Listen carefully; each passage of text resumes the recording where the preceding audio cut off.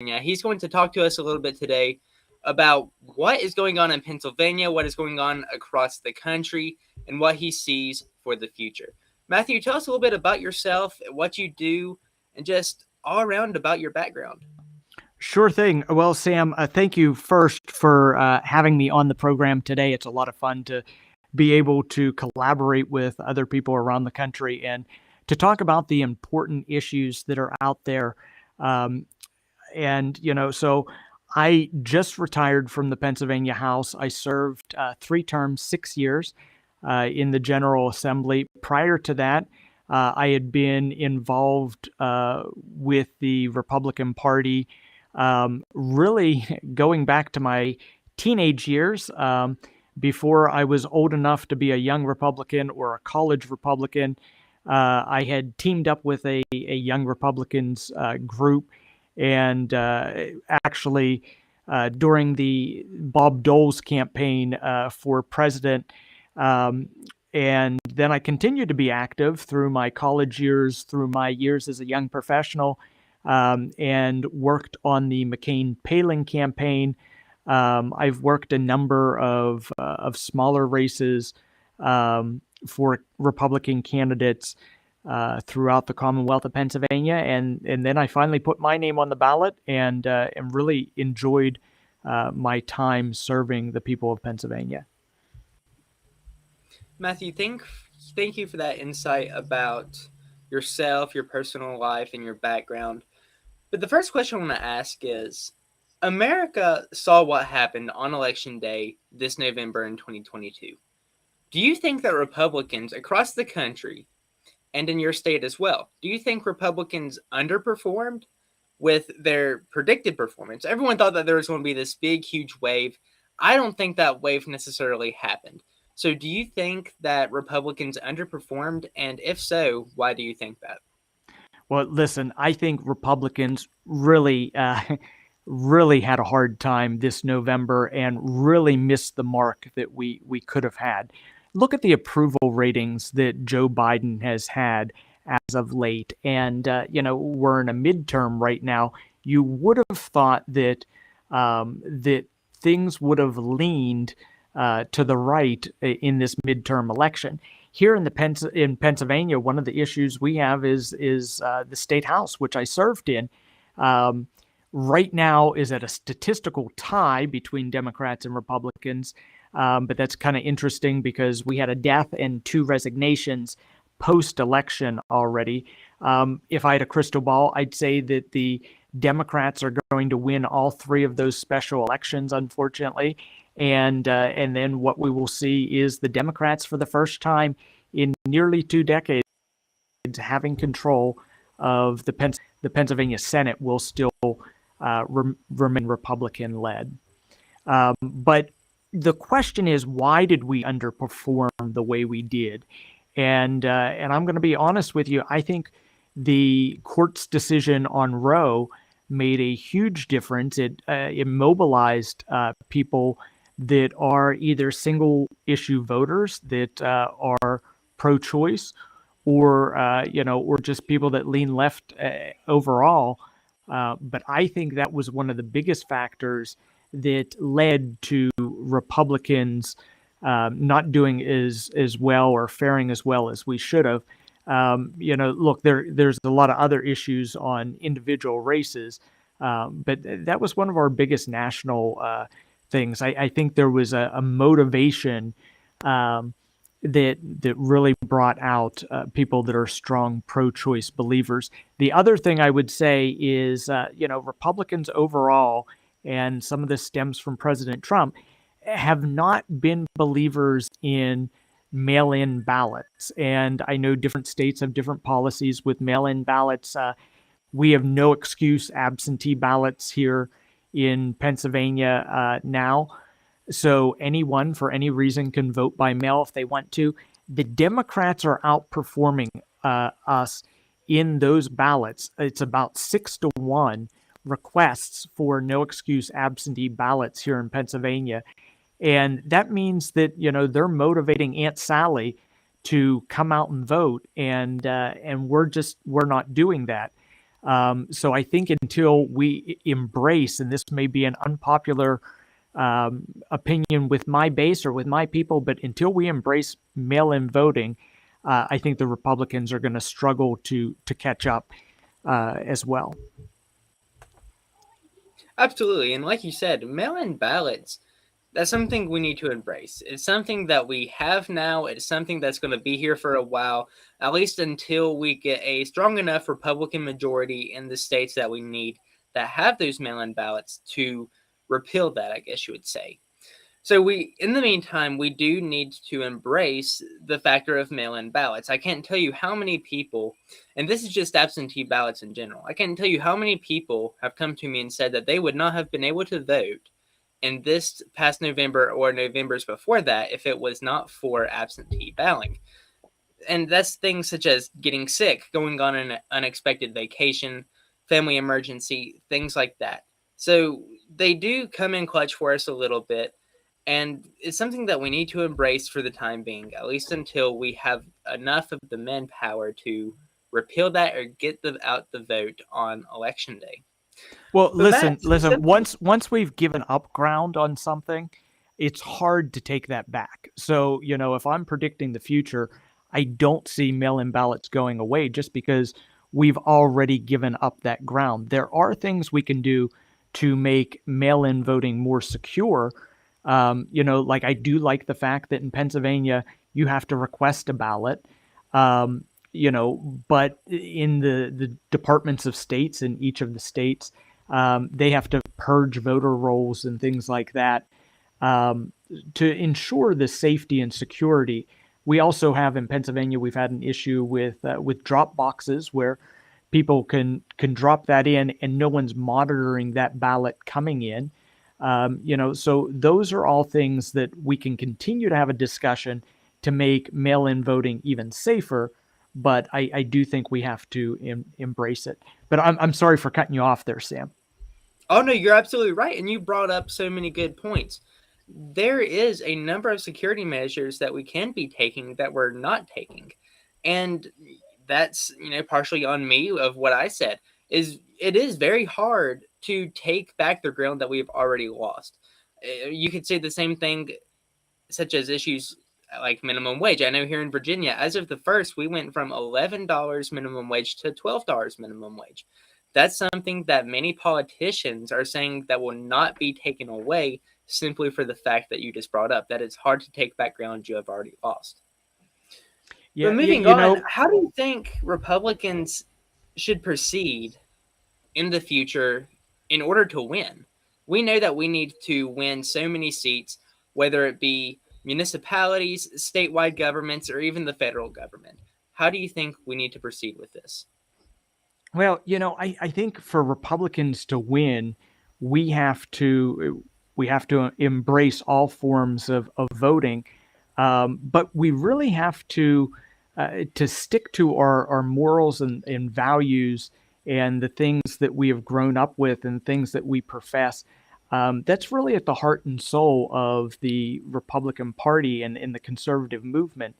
So a lot of people talk about the quote unquote big tent, and we want to bring everyone into the Republican Party. I have no problem being inclusive, but I think where we lose ground is when we start to shy away from the core values that conservatives have always had, whether those be Absolutely. values of faith, family, etc. Absolutely. And that's an issue that I personally have seen across the nation is we have, especially the state GOPs. If you look at the state GOPs, they are extremely different from one another. If you look at one state GOP, they may be vastly more conservative than another state GOP. And it's just heartbreaking to look and see how much divide there is amongst our own party. And yes, being inclusive is a good thing, but as you said, we need to stick to our ground. We need to stand up for the morals that we have believed in, that we have continued to believe in, and we don't need to give up those morals just for the heck of it. And you Absolutely, brought I up completely agree. Yes, yes. And you brought up the fact of religion. I want to talk about this a little bit. Religion, and of course, this can play into the Roe v. Wade argument. It can play into homosexuality arguments, transgender arguments, all of this and that. Religion, in my personal opinion, plays a large part in politics. I think, especially from a conservative perspective, religion plays a huge part of politics just for the simple fact that's how you're raised, that's how you live your life. For example, a lot of conservatives will say that, well, the Bible says you should not be transgender, you should not exhibit homosexual habits, right? So naturally, conservatives will probably be more against things such as gay marriage or what we're seeing right now with boys going into girls' restrooms and vice versa. But as you said before, we're giving up that ground a little bit. So we're seeing more of this leak into the party very slowly. So I want to get your thoughts on that very issue. Should religion play a part in politics? And what are your thoughts on that? Religion should play a part in politics, but government should not play a part in religion. And what I mean by that is, you use the example of gay marriage. Um, you know, my personal beliefs as a practicing Roman Catholic would not agree with that. Not saying that I don't have friends that are homosexual and people that I associate with, um, but my faith doesn't allow for that.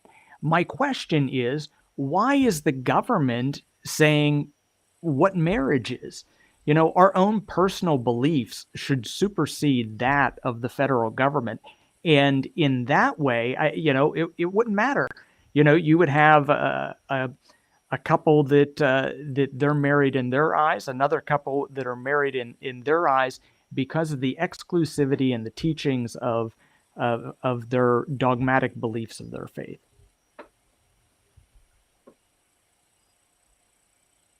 You brought up a good point there that religion should play a part in politics, but the government shouldn't necessarily play a part in religion. To me, that has always been the concept of separation of church and state. That's what I have always advocated for. That's what I've always said is that the government should play no part in religion, but religion should have everything to do with, politics and government. That's something that I've really tried to stress amongst my viewers for the past couple of months, ever really since that whole argument come up with the Roe v. Wade as far as separation of church and state and the issue of allowing prayer into schools. But, as a Pennsylvania former state representative and seeing the races that we saw in November and in past years, and of course, looking forward to the next midterm election, to the next presidential election, so on and so on. What are your thoughts as far as candidates go? What attributes should a candidate have in order to succeed? What is the strongest qualities for someone to succeed as a candidate?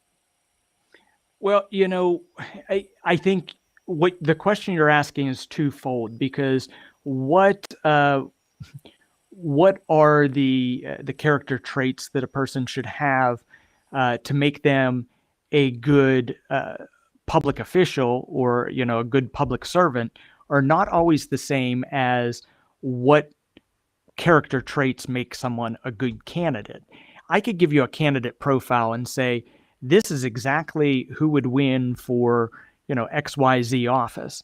A young young female right now with conservative beliefs would be a great candidate. Just because they are young and they're female, does that make them a good public servant? Not necessarily. So, you need to look at those kind of in two different ways. Who can win if you're asked the next presidential election?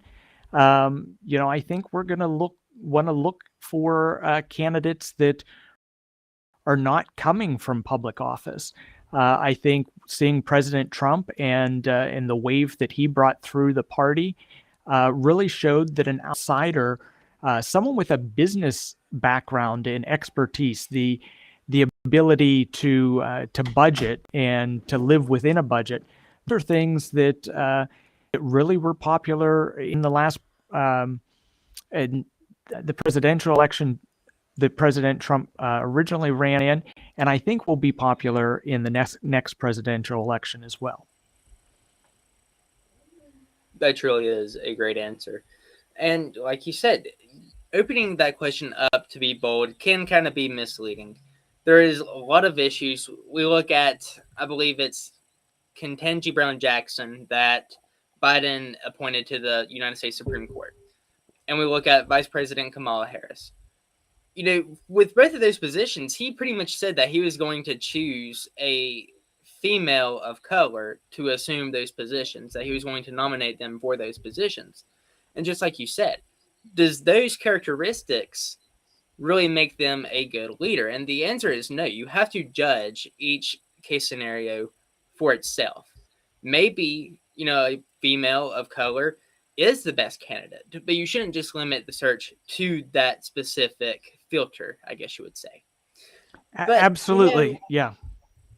yeah, and this it's a great conversation that we're having here. I like the point that you brought up about President Trump. People are tired of politicians. People want to elect someone that has not been in office for 3, 4, 5, 6 decades. They want someone who has never been in office.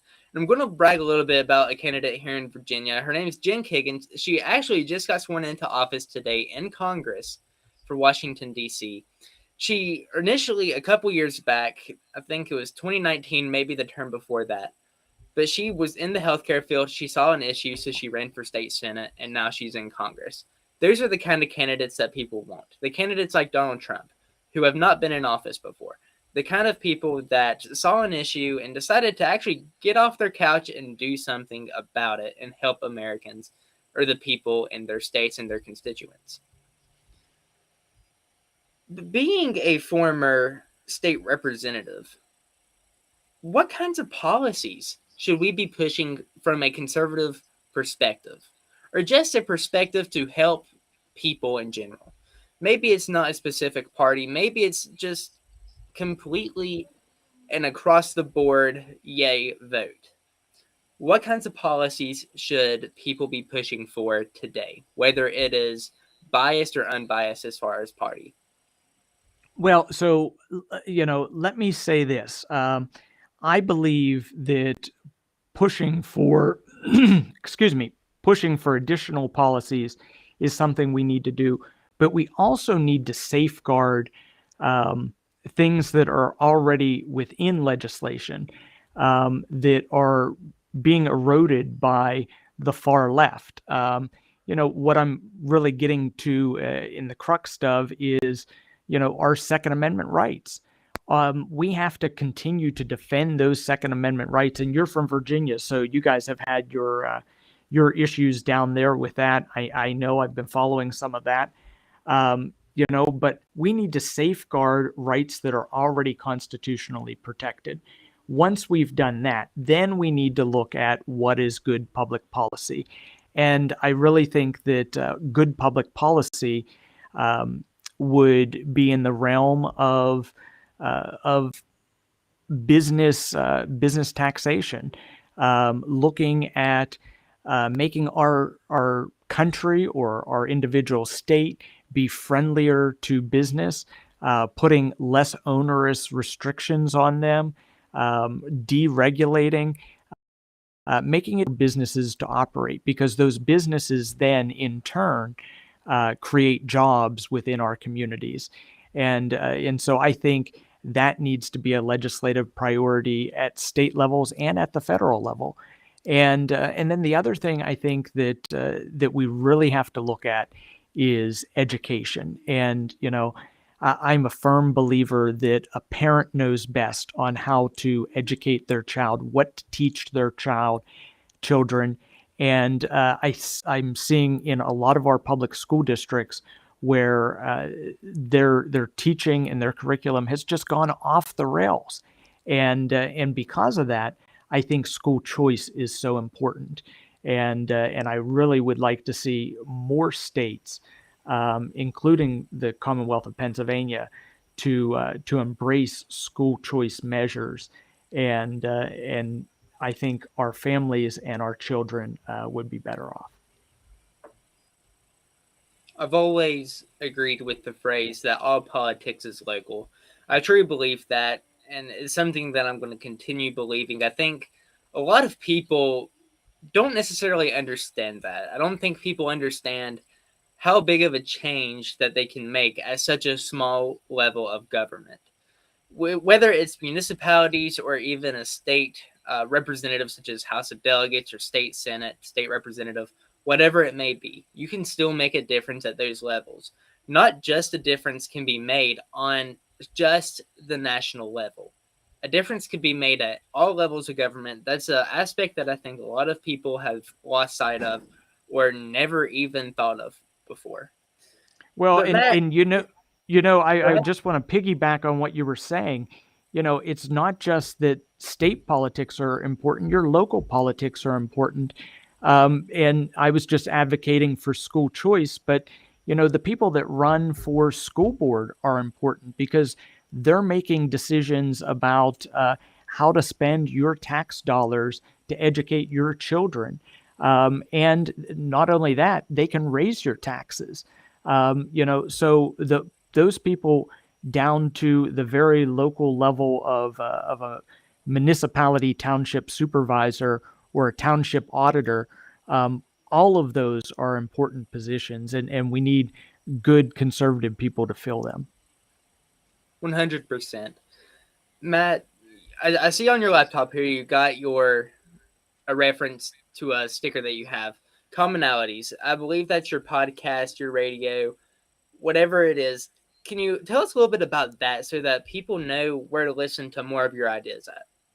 Sure. So I started hosting in the month of November a new show called Commonalities, and while there's no disguising the fact that I'm a conservative Republican, I achieved an A rating with CPAC and people like that. That's all public record, so people know that. But on the show Commonalities, we like to look at the yin and the yang of issues. So approach it from each direction. And what I truly believe we need to make America successful is to bring civility in politics back. And we really didn't get a whole lot to this in your podcast today, but you know, politics has become a very aggressive, very dirty, um, recreational sport, and it shouldn't be. We should look at it the way our founding fathers looked at it, and be able to have civil discussions. Because you and I may both agree that the educational system is broken. Um, Obviously, I want to see school choice. You may, if you're sitting on the left, put more money into paying teachers better because you think that will improve the process. We both have decided that education is broken. So when we can start with that, then we can have civil discussions and really decide how best to fix the system that we're living within. And that's the point of my show, Commonalities. So let me throw out the URLs and the contact info. You can find more information about the show or myself on Facebook, Instagram, or Twitter. Look for Matthew D as in David Dowling, or you can visit my website, www.matthewddowling.com, or Commonalities. The podcast has a site, which is www.commonalities.online, or just Google me, Matthew Dowling, and throw in there Pennsylvania, and you'll find me. Matthew, thank you so much for coming on today. It has truly been a pleasure talking to you, picking your brain about how we should move forward as a country. And I absolutely agree with you that we need to find more common ground on all levels of government so that we can succeed and move forward as a country, not towards the left or towards the right, but just as one singular America. so that we don't have as much division. Of course, right now, unfortunately, we're not at that point. We have so much division within our own parties, whether that's the Republican, Democrat, Libertarian, or Green parties. But hopefully, at some point, we can find more common ground on the national level as well. But Yeah, thank you so much for coming on. And go ahead. it's been my pleasure. Absolutely. And hopefully, we can do it again sometime. We'll stay in touch, and yeah, we'll see what we can do. And I'll have this episode out just as soon as I can. Hey, it's been a pleasure. Have a great day. All right. Thank you, Matthew. You as well.